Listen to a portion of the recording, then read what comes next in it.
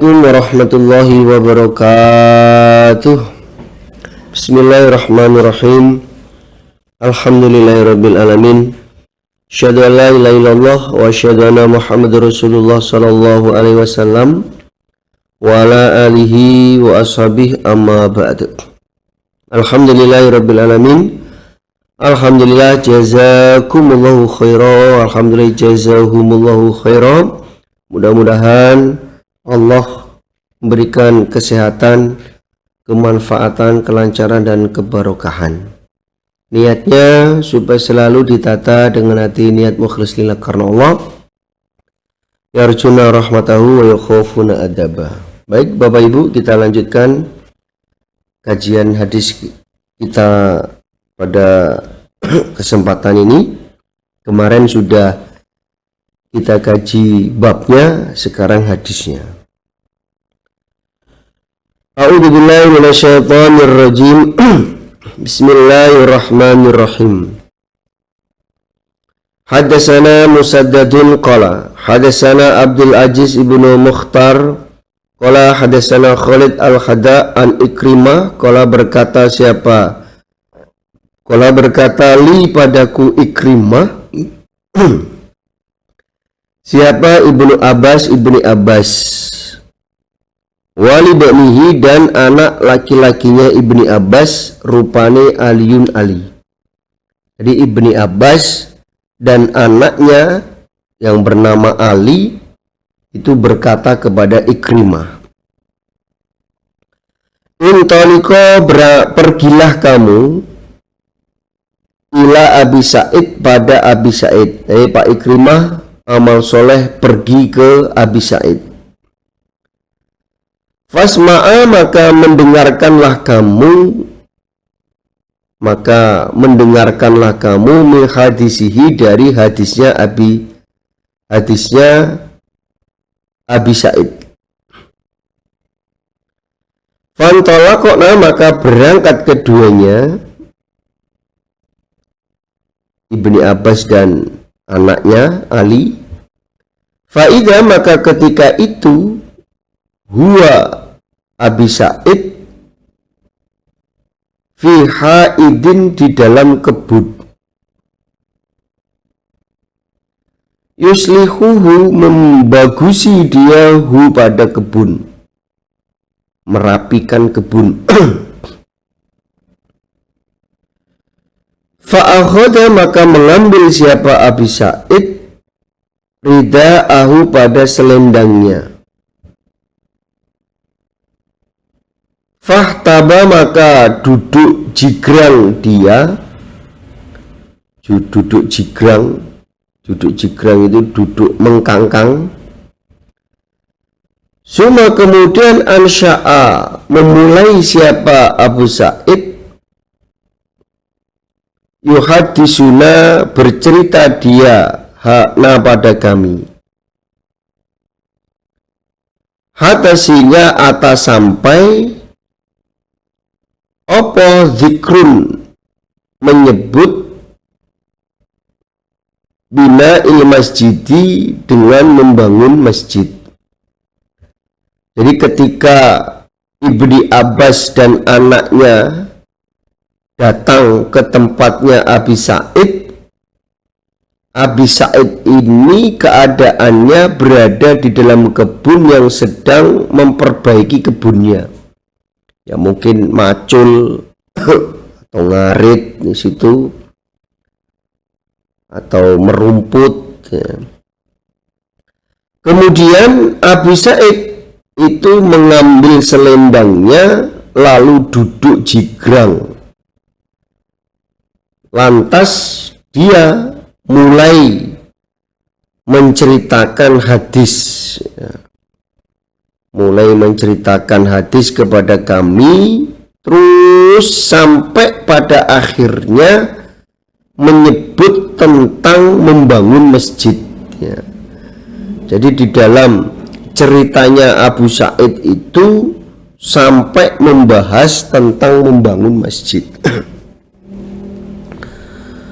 Faqala maka berkata siapa Abu Sa'id, kuna ada kami nahmilu membawa kami labinatan satu bata. Labinatan satu bata. Kami pada waktu membangun masjid itu membawa bata hanya satu. Ya, kami satu bata, yang lain juga satu bata. Wa Ammarun, dan adapun Ammar, la bata ini dua bata. Labi nata ini dua bata.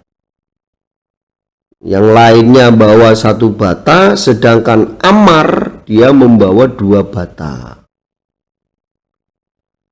Faro'ahu, maka melihathu pada Ammar siapa an-Nabi sallallahu alaihi wasallam. Fayangfudu, maka mengibasi siapa Nabi at-turaba pada debu, anhu dari Ammar. Jadi melihat Ammar itu membawa dua bata, yang lainnya satu bata, Ammar membawa dua bata, lalu Nabi mengibasi debu yang ada di wadah badannya Ammar. Jadi Nabi membersihkan debu-debu yang ada di badannya Ammar. Wa yaqulu, dan berkata siapa Nabi, bersabda siapa Nabi, waihu Ammarin, kasihan Ammar. Taqtuluhu, akan membunuhhu padanya siapa alfiatun, golongan, al-bagiyatu, yang durhaka, yaitu kelompoknya Muawiyah. Yad'uhu, mengajak siapa Ammar, hum pada mereka, ilal jannati, pada surga. Wa yad'unahu, dan mengajak mereka golongan Muawiyah, hu pada Ammar, ilan nari, pada neraka. Jadi ketika Nabi melihat Ammar yang sedang membawa dua bata, kemudian Nabi membersihkan debu-debu yang ada di badannya Ammar, Nabi bersabda, ya kasihan Ammar, dia akan dibunuh oleh golongan Muawiyah, yang mana Ammar mengajak mereka untuk ikut golongannya Ali, ya, tidak usah membuat kelompok lagi. Jadi kelompoknya Muawiyah itu diajak oleh Ammar untuk membantu Ali, wes sini aja, gak usah bikin kelompok baru, gak usah bikin ajaran baru. Dan mereka golongannya Muawiyah mengajak Ammar untuk masuk ke dalam neraka. Qala, berkata siapa Abi Sa'id, yaqulu, berkata siapa Ammarun, Ammar. Mendengarkan sabdanya Nabi seperti itu, Ammar berkata, a'udzubillah, berlindung aku bilai pada Allah, minal fitani, dari beberapa fitnah.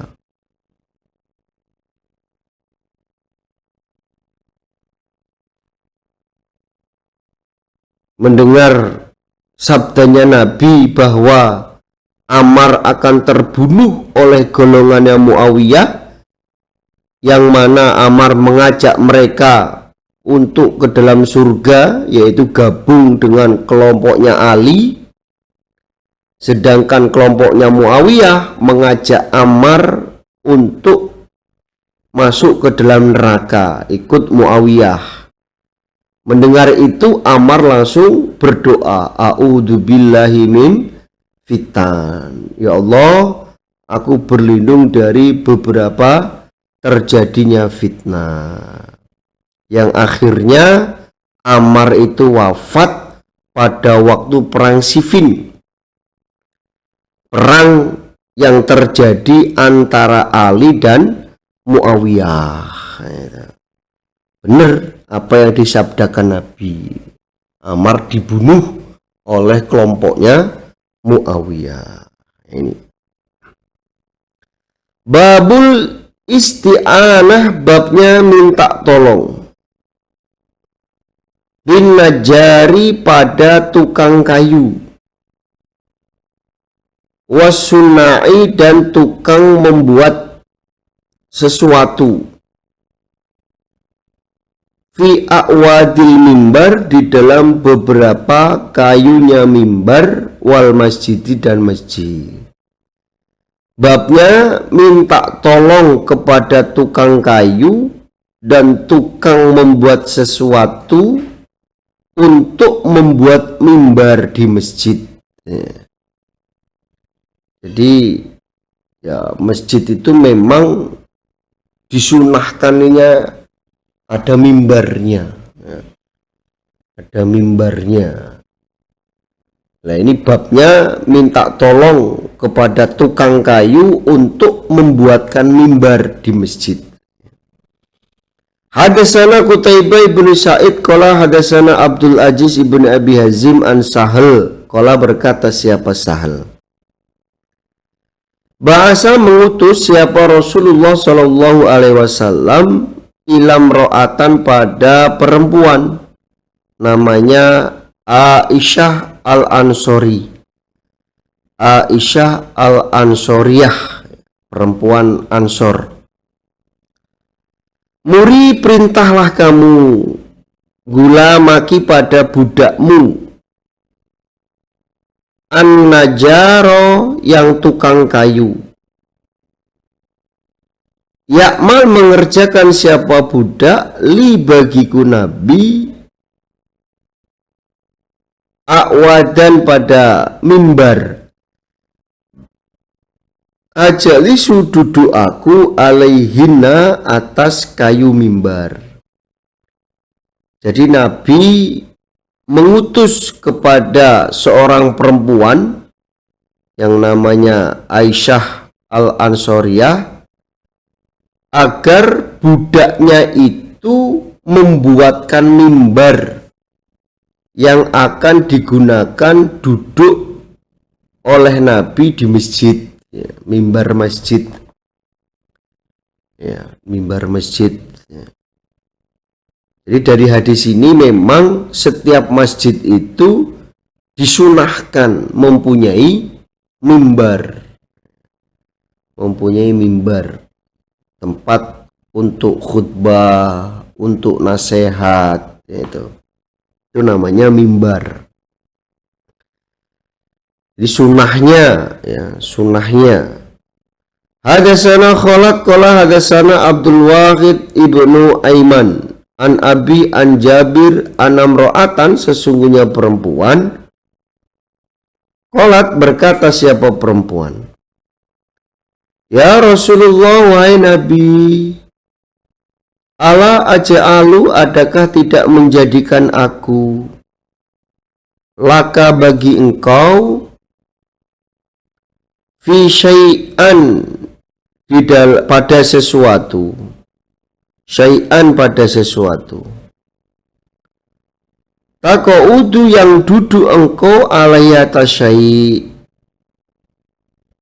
fa innali, maka sesungguhnya bagiku perempuan, siapa, gulamun, budak, najarun, tukang kayu. Nabi, jadi ada seorang perempuan yang datang kepada Nabi, lalu dia berkata, Nabi, saya ini punya budak tukang kayu. Pokoknya kalau dia bikin sesuatu dari kayu itu istimewa Nabi. Maukah Nabi engkau aku buatkan mimbar yang engkau gunakan duduk, nanti dibuatkan oleh budakku, mau nggak Nabi?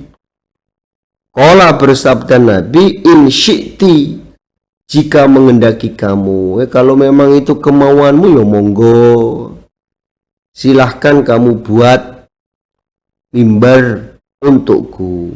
Fa'amilat, maka membuat siapa perempuan al-mimbaro pada mimbar. Ini kalau hadis yang pertama, Nabi minta tolong untuk dibuatkan mimbar. Kalau hadis yang kedua, Nabi tidak minta tolong tapi dibuatkan mimbar. Jadi jamaahnya responsif, jamaahnya tanggap sasmito. Melihat di masjid nggak ada mimbar, langsung lapor ke pengurusnya, ke kiainya, gimana Pak Yai kalau kita bikinin mimbar? Oh ya nggak apa-apa, silahkan. Kalau sekarang ya mungkin melihat di masjid kalau sholat kipasnya itu bunyi klotak klotek klotak klotek, belok ke kanan enggan, belok ke kiri juga enggan. Jamaah tangkap, Pak Yai gimana kalau ini kipasnya kita ganti dengan AC? Ya monggo silahkan. Siapa yang sodakoh? Kulo Pak Yai. Ya silahkan. Itu gambarannya begitu. Kalau di zaman Nabi ya begitu hadisnya. Ada jamaah, ada umatnya Nabi yang punya budak mahir di dalam mengukir-ukir kayu, membuat kayu itu menjadi barang istimewa. Akhirnya izin agar dibikinin mimbar. Oh ya silakan. Kalau memang itu kemauanmu, mau pasang mimbar, mau pasang AC, ya silakan. Akhirnya dia membuat mimbar untuk Nabi. Babuman, babnya orang bana yang membangun siapa orang masjidan pada masjid. Babnya orang yang membangun masjid. Hadasana Yahya ibnu Sulaiman, hadasani ibnu Wahbin, akhbaroni Amr, wa ana Bukair hadasahu. Bercerita siapa Bukair hu pada Amr. Bercerita siapa Bukair hu pada Amr. Ana Asim, sesungguhnya Asim ibnu Umar ibni Qatadah, hadasahu. Bercerita siapa? Hadasahu bercerita siapa Hasim. Anahu, sesungguhnya Asim, sami'a mendengar dia, Ubaidullah pada Ubaidullah al-Khawlani. Anahu, sesungguhnya Ubaidullah, sami'a mendengar dia, Uthmana pada Uthman bin Affan. Yaqulu, berkata siapa Uthman, inda qaulin nasi, di sisi perkataannya manusia, fihi, di dalam Uthman, hina bana, ketika membangun masjidan pada masjid siapa Rasulullah Shallallahu Alaihi Wasallam. Innakum, sesungguhnya kalian, aksartum, memperbanyak kalian, memperbanyak bantahan, kalian telah banyak membantahnya dengan apa yang direnovasi oleh Utsman. Jadi pada zaman kekhalifahnya Utsman, dia merenovasi Masjid Nabawi, banyak yang diganti, seperti tiang, batu bata diganti dengan batu yang diukir. Namun banyak orang yang tidak setuju apa yang dilakukan oleh Utsman, karena mereka menganggap apa yang dilakukan Utsman itu berlebihan. Wong zamane Nabi sederhana kok. Ini Khalifah Utsman kok bangun masjid temboknya dari cor-coran, tiangnya dari cor-coran yang diukir. Nah, ini berlebihan ini. Banyak orang-orang yang membantah terhadap renovasi masjid yang dilakukan oleh Utsman. Wa ini dan sesungguhnya aku sami itu mendengar aku Utsman an-Nabiya pada Nabi sallallahu alaihi wasallam. Yaqulu bersabda siapa Nabi? Man barang siapa bana yang membangun siapa orang masjidan pada masjid. Qala berkata siapa Bukair, hasibatu menyangka aku anau sesungguhnya Ubaidullah. Qala berkata siapa Ubaidullah, ya betagi mencari dia, maksudnya man bana masjidan ya betagi bihi wajah Allah. Nah, itu maksudnya ya betagi mencari dia bihi dengan membangun masjid wajah Allah pada wajahnya Allah. Bana maka membangun siapa Allah lahu bagi orang mislahu semisal masjid fil jannati di dalam surga. Lalu Utsman menyampaikan karena banyak masukan, karena banyak omongan-omongan yang tidak mengenakkan tentang renovasi masjid yang dilakukan oleh Utsman. Akhirnya dia menyampaikan, begini loh, saya pernah mendengar sabda Nabi, barang siapa yang membangun masjid dengan mencari ridhonya Allah di dalam membangun masjid, maka Allah akan membangunkan sebuah bangunan baginya seperti masjid di dalam surga. Nah, ini nanti kalau kita bangun masjid, merenovasi masjid, membagusi masjid, maka kita nanti juga akan dibuatkan bangunan oleh Allah seperti masjid yang ada di dalam surga. Ini sangat pol sekali bagi jamaah-jamaah yang ikut andil di dalam membangun masjid, merenovasi masjid. Jadi man bana masjidan itu bukan sendiri, bukan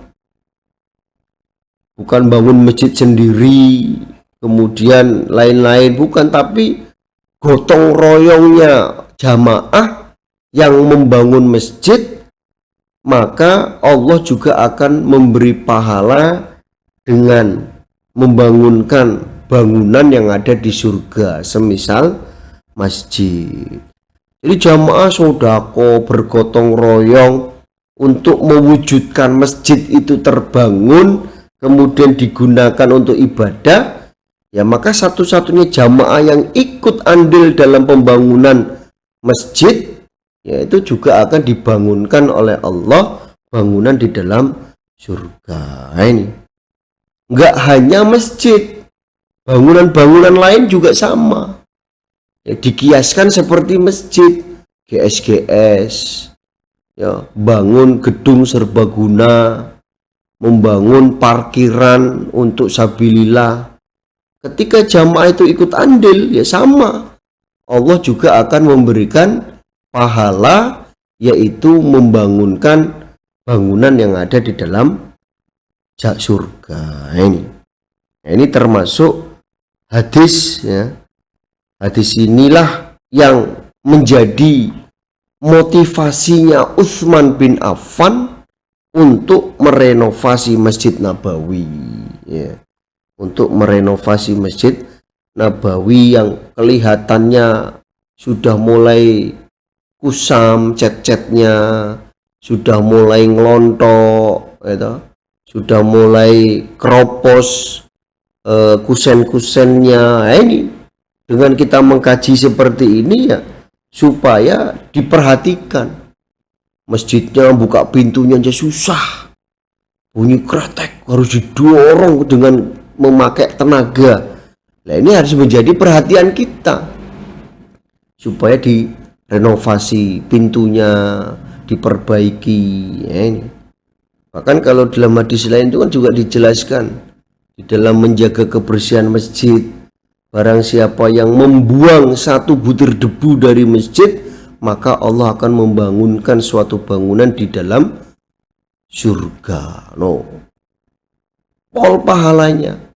Kita bisa menjaga kesucian, kita bisa menjaga kebersihannya masjid, ya, bukan malah ngotori masjid, itu pahalanya pol sekali. Jadi hadis inilah yang menjadi motivasinya Utsman untuk merenovasi Masjid Nabawi. Ya kita juga seyogyanya ya seperti itu. Setelah kita ngaji hadis ini, kita lihat masjid-masjid kita, ya kita lihat masjid-masjid kita catnya udah mulai pudar, ya segera lapor supaya dicat apa yang menjadi kerusakan-kerusakan supaya diperbaiki, lampunya mati diganti, ya, atau mungkin airnya sedikit ya dicari. Ya, ini. Itu tujuannya agar mendapatkan banyak pahala yang didapatkan. Babun bab ya'khudu memegang siapa orang binusuli nabli pada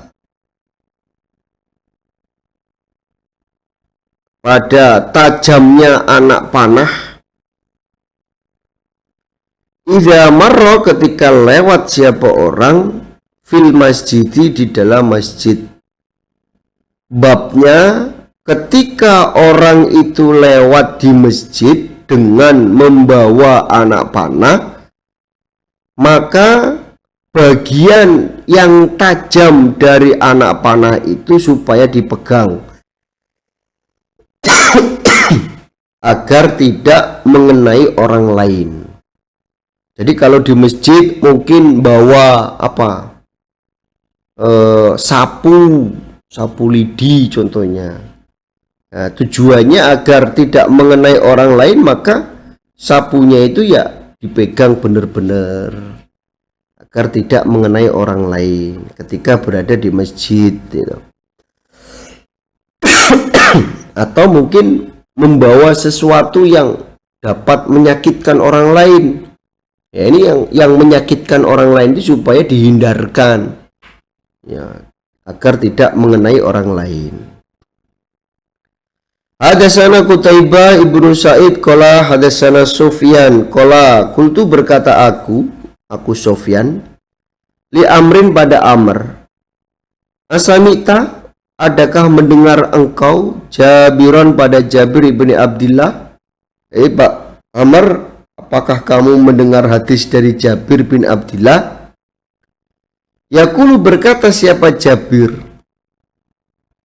marra lewat siapa rojulun seorang laki-laki fil masjidi di dalam masjid,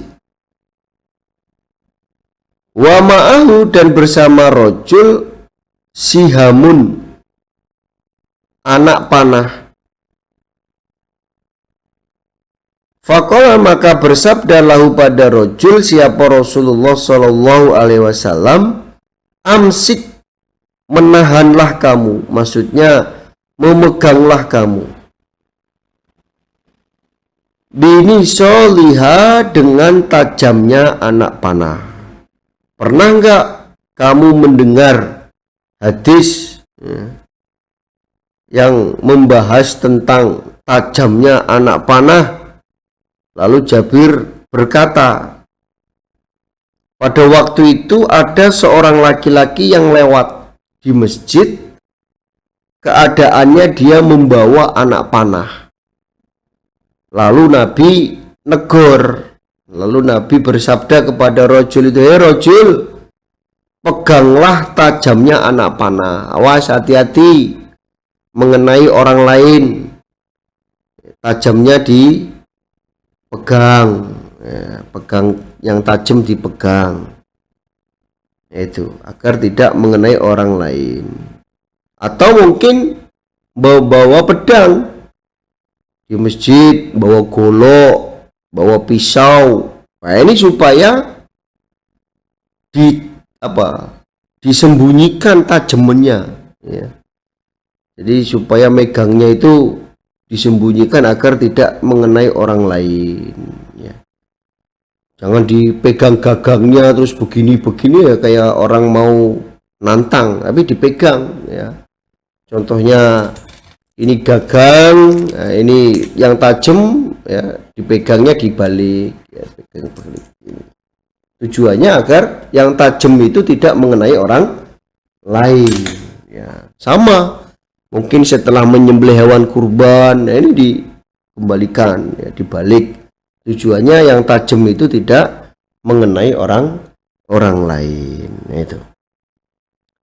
Jadi memang ya ketika berada di masjid ataupun tidak di masjid, ketika membawa barang yang di situ dapat membahayakan orang lain, mencelakakan orang lain, maka supaya ditutupi yang dapat mencelakakan itu, atau yang tajamnya itu ditutupi. Alhamdulillah, jazakumullahu khairan. Mudah-mudahan Allah beri manfaat dan barokah. Insyaallah itu yang bisa saya sampaikan dari awal sampai akhir. Apabila ada kata yang kurang pas, saya mohon maaf sebesar-besarnya. Akhir kalam, wassalamualaikum warahmatullahi wabarakatuh.